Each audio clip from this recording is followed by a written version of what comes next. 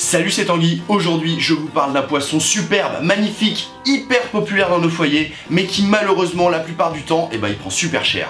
Parce que c'est vrai que les bêtas c'est le nom scientifique du combattant, Beta splendens, souvent ils sont mal hébergés dans nos foyers. Donc on va y remédier tout de suite avec un tuto qui déchire et qui démarre maintenant.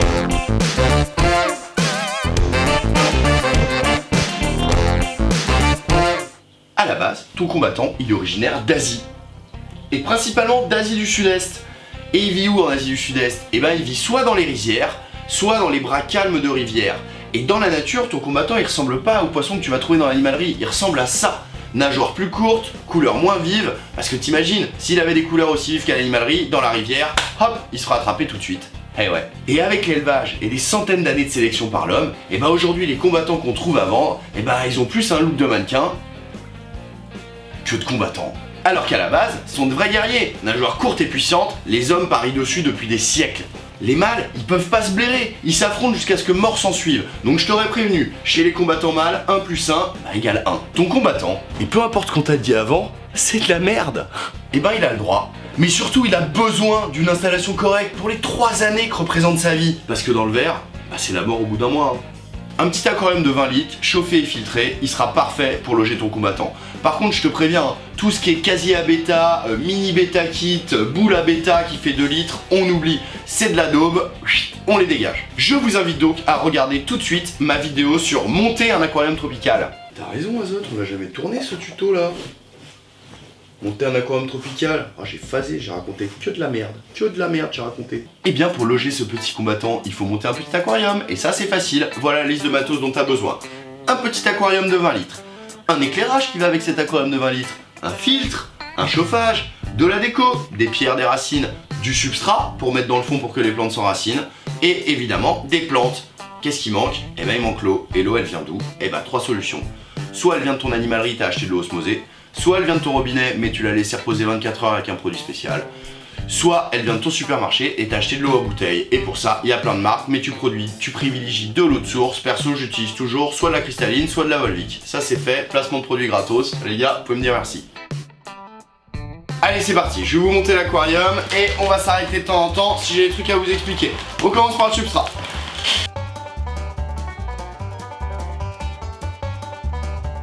Hop. Faites une petite pente, vous voyez, qui est pas trop devant, que ce soit joli. Et pour le substrat, vous mettez ce que vous voulez, des graviers, du truc, ce que vous voulez. Là, j'avais du sol technique sous la main, ça marche très bien pour les plantes, elles adorent, mais si vous avez du sable, ça marche très bien aussi. Rincez-le avant. Ensuite, vous placez vos pierres.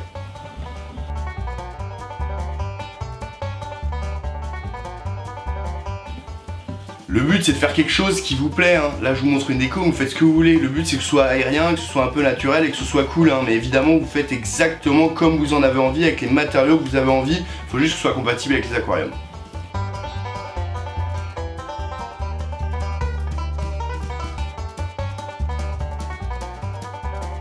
Une fois que vous avez mis en place votre matériel, le filtre, le chauffage, le substrat, les pierres, la déco, il est temps de planter les plantes. Vous allez me dire mais pourquoi on les plante pas une fois qu'il y a l'eau? Parce que c'est beaucoup plus simple de planter les plantes avant l'eau. Croyez-moi, elles ne remontent pas, c'est beaucoup plus facile. Prenez une petite pince, prenez n'importe quelle pince, avec ça c'est très facile de planter les plantes.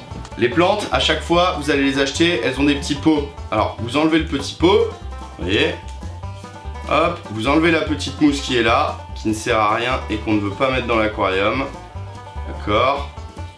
Tac, vous les rincez et une fois que vous avez bien rincé et que c'est clean, hop, et une fois que vous avez enlevé le petit pot et la petite mousse, vous vous retrouvez avec des brins comme ça. Et avec la petite pince, c'est très facile à planter. Vous les plantez en petits bosquets, où vous voulez. Tac, vous voyez, j'enfonce et c'est hyper facile. Et vous avez certaines plantes comme les anubias que vous pouvez fixer directement sur les racines et non pas dans le sol parce que ce sont des plantes épiphytes et ça visuellement c'est super joli. Donc vous voyez, je les coince, hop, je pourrais les attacher avec du fil mais j'ai pas besoin. Je vais les coincer dans la racine et ça va faire quelque chose de très joli et de très naturel.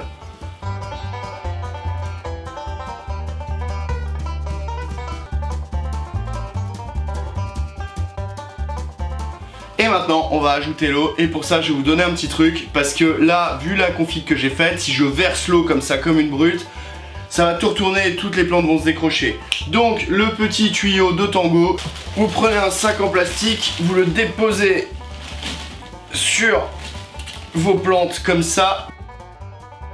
Et donc j'ajoute du sopalin, de l'essuie-tout, ce que vous voulez dans mon aquarium qui est vide. Mais vous vous dites, mais qu'est-ce qu'il est en train de foutre? Et bien vous allez voir, ça va permettre quand on va le remplir de ne pas retourner tout le décor qu'on a mis en place, parce que tout ça, ça va casser le courant de l'eau et l'eau va pouvoir monter calmement sans avoir de gros remous. Et ça marche super bien cette technique, vous allez voir. Maintenant on va mettre la flotte.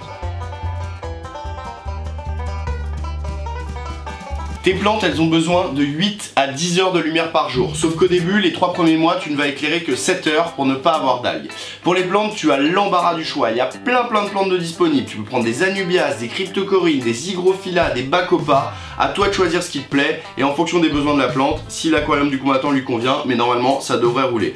Moi, la plante que je te conseille, alors je n'en avais pas aujourd'hui, donc je l'ai pas mis dans le bac, mais je te conseille vraiment, c'est l'hygrophila. L'hygrophila, c'est super joli. Ça peut sortir du bac et sortir et pousser à l'extérieur, donc c'est encore plus joli si ton bac est ouvert. Ça se bouture hyper facilement. C'est la plante idéale pour un bac à combattant. Hygrophila. Évidemment, on n'aborde même pas le sujet des plantes en plastique. Non, je te promets, on ne l'aborde pas.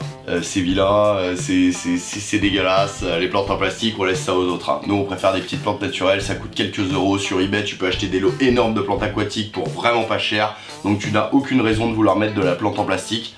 Sauf si tu as des goûts un peu chelous. Pour éclairer ton bac, eh ben, tu as plein de choix. Tu peux partir sur des LED comme ça, mais tu peux partir sur des tubes néons, ce que tu veux. L'important, c'est de savoir que tes plantes vont aimer un éclairage fort, mais ton combattant beaucoup moins. Ton combattant, il aime bien les éclairages tamisés. Donc c'est très simple, si tu décides de mettre un éclairage puissant pour tes plantes, mais que tu veux quand même tamiser la lumière pour ton combattant, eh ben, tu ajoutes un bouquet de plantes flottantes. Tu as plein de variétés, ça peut être des lentilles d'eau, ça peut être de la salvinia, de la riccia, ou même des boutures de plantes comme ça qui font leurs racines et qui vont flotter. Ça va tamiser la lumière et le combattant va aller se planquer en dessous et il va kiffer.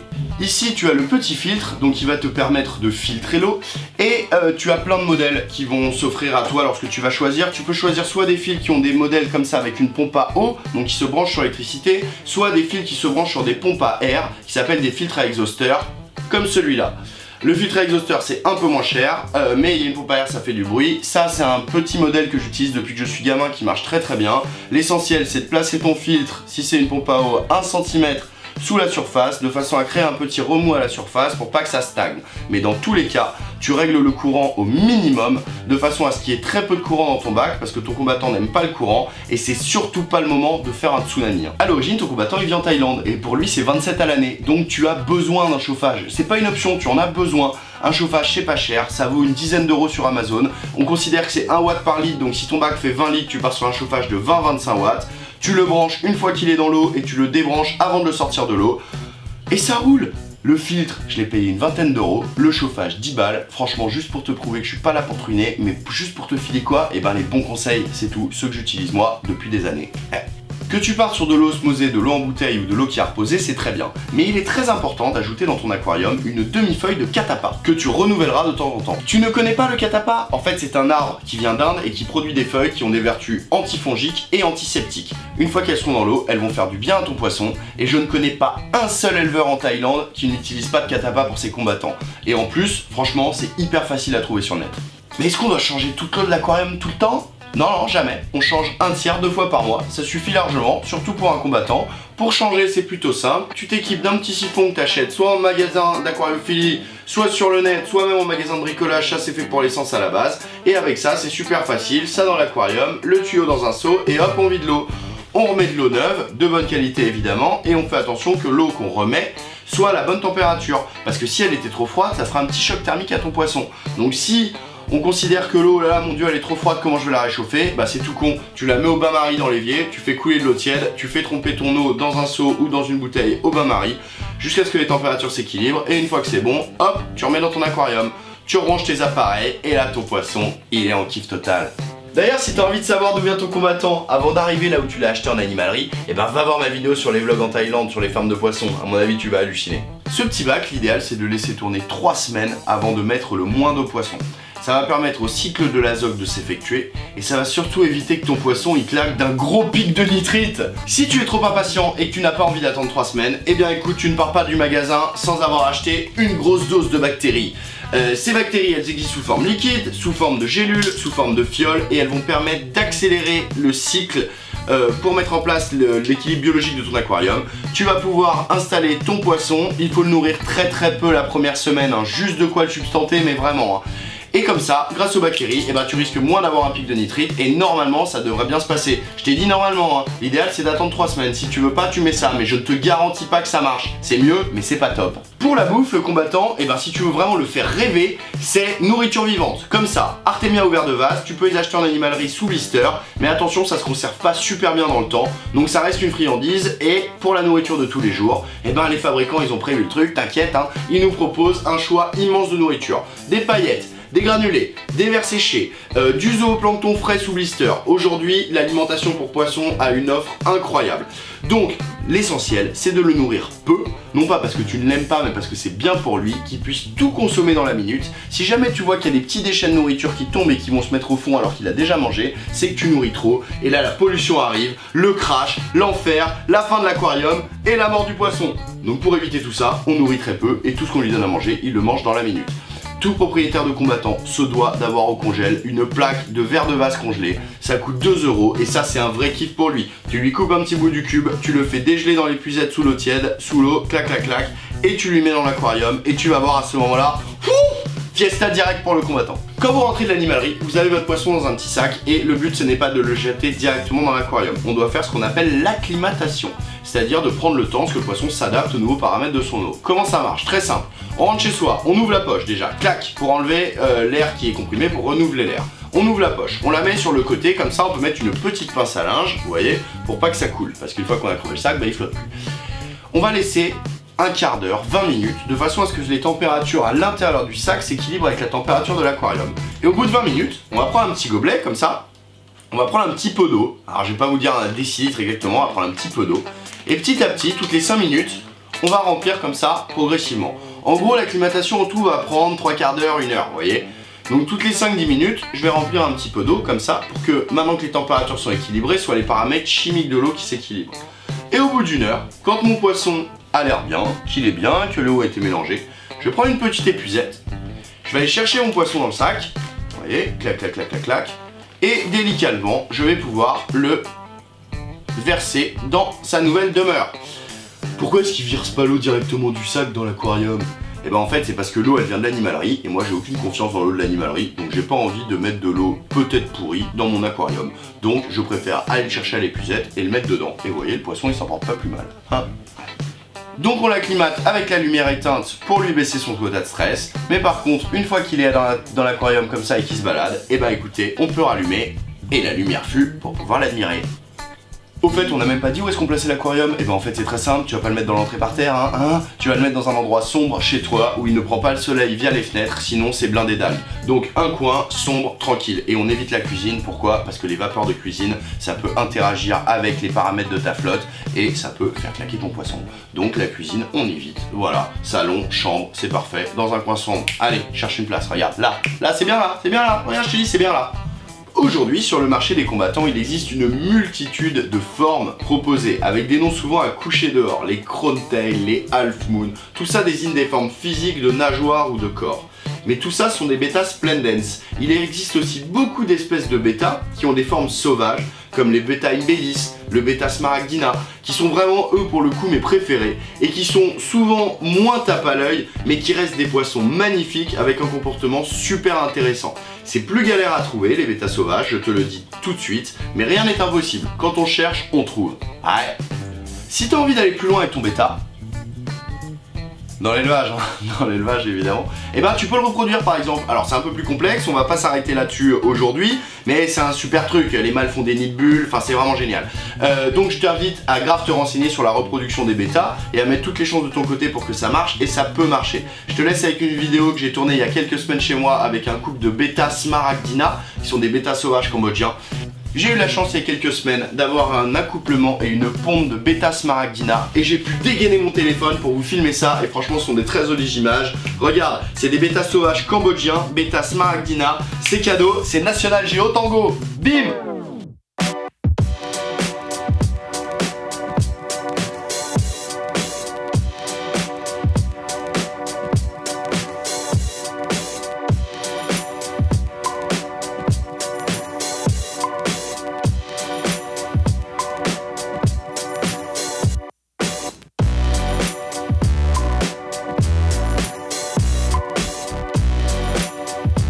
J'espère que cette vidéo t'a plu et que tu as appris des trucs. J'espère que tu n'associes plus, tiens, un verre d'eau si on mettait un combattant dedans. Eh ben non, tout ça c'est fini. N'hésite pas à partager cette vidéo pour répondre la bonne parole. Les amis combattants te remercient. Pouce bleu si t'as aimé, mais aussi pouce rouge hein, si t'as ragé.